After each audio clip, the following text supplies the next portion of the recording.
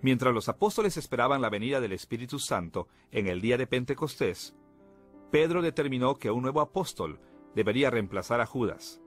Así que Pedro explicó que los apóstoles autorizados por Cristo tenían que cumplir 3 criterios. Primero, según Hechos capítulo 1, versículo 21, tenían que haber sido enseñados directamente por Cristo durante su ministerio terrenal. Segundo, en Hechos capítulo 1, versículo 22, leemos que tenían que haber sido testigos de la resurrección de Jesús. Y tercero, en Hechos capítulo 1, versículos 23 al 26, encontramos que los nuevos apóstoles tenían que haber sido escogidos para el oficio por el Señor mismo. Pero, ¿y Pablo? Al primer vistazo, él falla en cumplir el primer criterio para el apostolado. Después de todo, él no siguió a Jesús durante su ministerio terrenal. Pero un vistazo más de cerca revela su calificación. En Gálatas capítulo 1, versículos del 11 al 18, Pablo reportó que inmediatamente después de su conversión, pasó 3 años en el desierto de Arabia. Él mencionó la extensión de este período para demostrar que aproximadamente igualó el tiempo que los otros apóstoles habían pasado con Jesús. Durante esos años, Jesús mismo enseñó el Evangelio a Pablo. Escuchemos las palabras de Pablo en Gálatas capítulo 1, versículos 11 y 12. Mas os hago saber, hermanos, que el Evangelio anunciado por mí no es según hombre, pues yo no lo recibí ni lo aprendí de hombre alguno, sino por revelación de Jesucristo. Pablo también cumplió con el segundo criterio. Todos nosotros sabemos la historia de la conversión de Pablo. En Hechos capítulo 9, versículos 1 al 6, leemos que Pablo, de hecho, vio al Cristo resucitado en el camino a Damasco.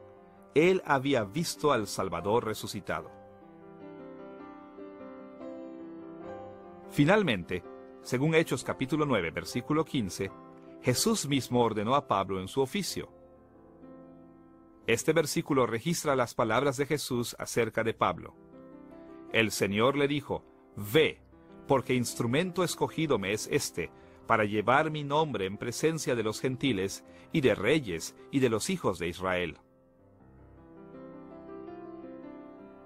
Y para que no haya duda alguna acerca de la validez del apostolado de Pablo, Gálatas capítulo 2, versículos 7 y 8, nos dice que los apóstoles originales confirmaron su llamamiento y apostolado.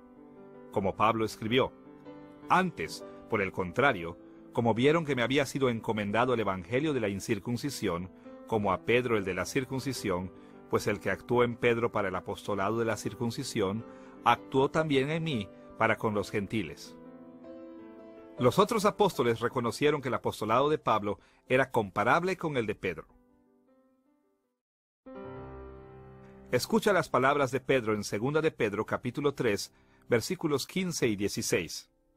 «Como también nuestro amado hermano Pablo, según la sabiduría que le ha sido dada, os ha escrito, casi en todas sus epístolas, hablando en ellas de estas cosas, entre las cuales hay algunas difíciles de entender, las cuales los indoctos e inconstantes tuercen, como también las otras escrituras, para su propia perdición».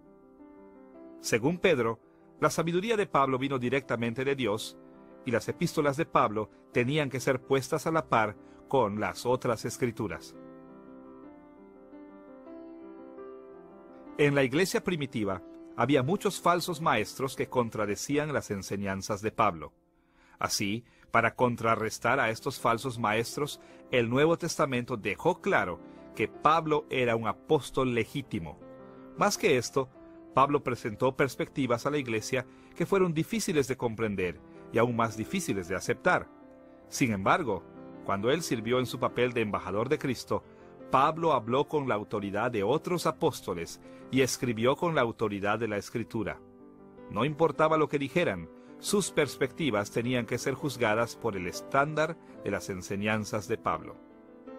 De hecho, sus escritos llevaban la autoridad de Cristo mismo. No podemos seguir a Cristo sin seguir a Pablo.